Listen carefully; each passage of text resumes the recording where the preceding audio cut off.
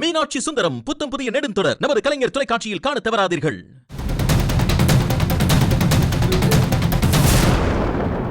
Hello, ஓயிரு மாట్లాடுது? ஐயா வணக்கம், என் பேரு துர்கா.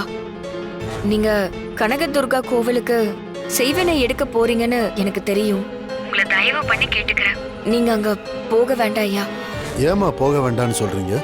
கனக துர்கா கோவில்ல அதி பயங்கரமான சூர செய்வினையை செஞ்சு வச்சிருக்காங்க.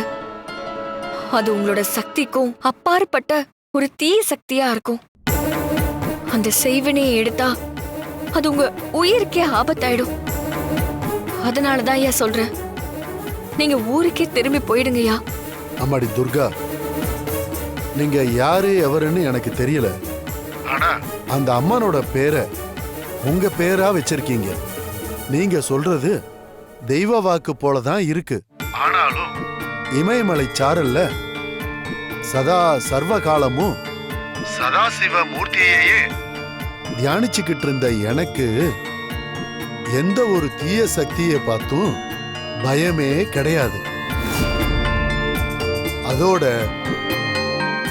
நான் தெய்வ விஷயத்துல வாக்கு கொடுத்துட்டா அதுல இருந்து பின்வாங்கவே மாட்டேன். ஆனாலும் உங்க எச்சரிக்கைய நான் செய்தியா எடுத்துக்கிட்டு கூடுதல் கவனத்தோட நடந்துக்கிறேன். இந்த நாள் என்னுடைய கடைசி நாளா இருந்தா கூட பரவாயில்லம்மா. என் வாழ்க்கை அந்த சிவனோட கையில இருக்கு. எது நடந்தாலும் அதுக்கு அவரே பொறுப்பு. அதனால நான் கோவிலுக்கு போய்தாமா ஆகணும்.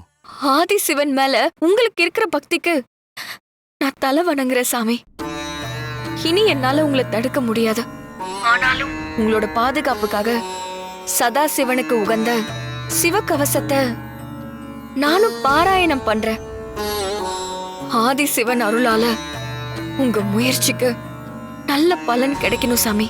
நல்லது தாயி.